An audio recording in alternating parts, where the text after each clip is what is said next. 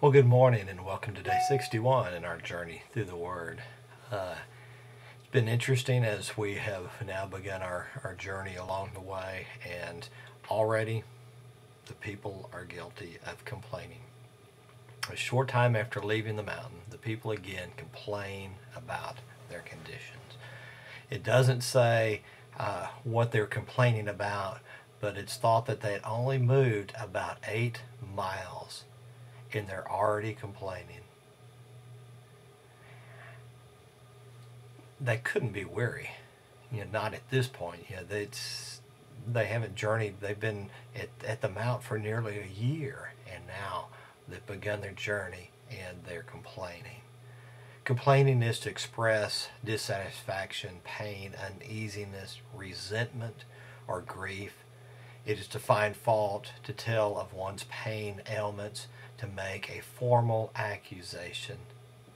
They were complaining before God, and God heard their complaints. We complain before God. Their trust was shallow, and at times our trust is equally as shallow. I know it's easy to condemn them, but in the same situation, in similar situations in our life where we're walking through the deserts of our life, we do find ourselves at many times, many of us, not all of us, but many of us find ourselves complaining to God about the conditions in which we are being forced or under, as we think, the yoke of, the pressure of. Again, out of Hebrews, we heard faith is the confidence that what we hope for will actually happen. It gives us assurance about things we cannot see. Through their faith, the people in days of old earned a good reputation. Well, in that passage in Hebrews, it's not talking about this situation because they are not earning a good reputation about complaining to God yet again about the conditions in which they're under. There's a fine line between bringing your concerns to God and complaining. I want to read again out of 11, Numbers 11, where we're reading today, where it said the foreign rabble. And I just had to stop and look that word up because I wanted to make sure I understood exactly what that meant. And the foreign rabble, the rabble were the disorderly crowd, the mob, the uncouth among Israel. And as we see in the reading, God destroys them for leading in that. But let me go on again. Then the foreign rabble who were traveling with the Israelites began to crave the good things of Egypt.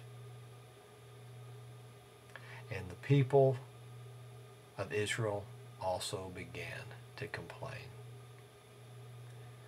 Instead of following the Lord, they followed those who complained. Oh, for some meat, is what they cried. We remember, and I've underlined that, we remember the fish we used to eat for free in Egypt. And we had all the cucumbers, melons, leeches, onions, and garlic we wanted. But now our appetites are gone. All we ever see is manna. God provides for them food every day. All they have to do is go pick it up off the ground. Every day God provides. And they're complaining because now they want meat. Now they're wanting free meat, the free fish, all the cucumbers and everything else listed that was just provided for them. They don't remember the hardships in which they suffered in Egypt and their cries to the Lord to come and deliver them. They were not bringing their concerns to the Lord, they were complaining. They were not saying, they were saying, God, we were better off before you came to rescue us. If this is rescuing, I wish you had just left us in Egypt. Do we do that in our own lives sometimes where God, I remember, what I remember from the past was much better than where I am now. Our memory is not always as clear of the past as what we think it is. That's where they were in their journey today, is they're remembering and they're forgetting the ugliness and the hardship in which they had left. And they were forgetting the provisions that God was giving them every day and complaining about what they had.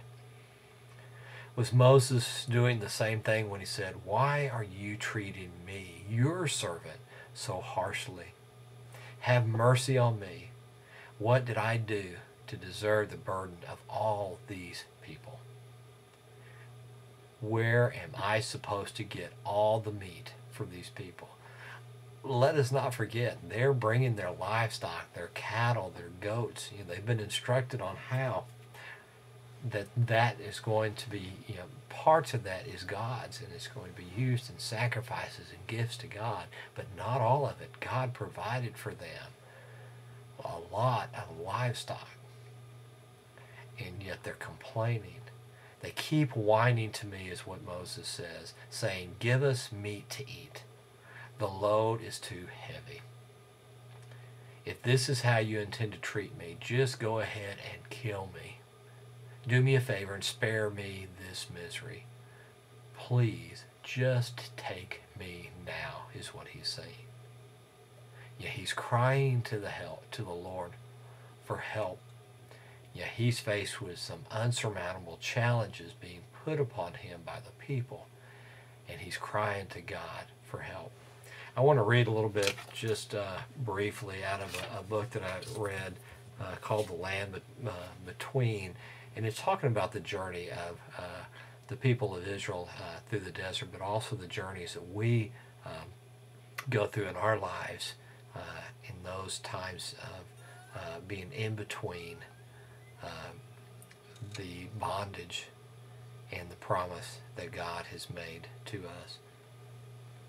It says, "There's a difference between complaint and an honest expression of our feelings before God. God invites us to be honest. Honesty with God is productive and healing, but there can be a fine line between honesty and complaint. And when traveling through the land between, we need to recognize that our souls are very vulnerable."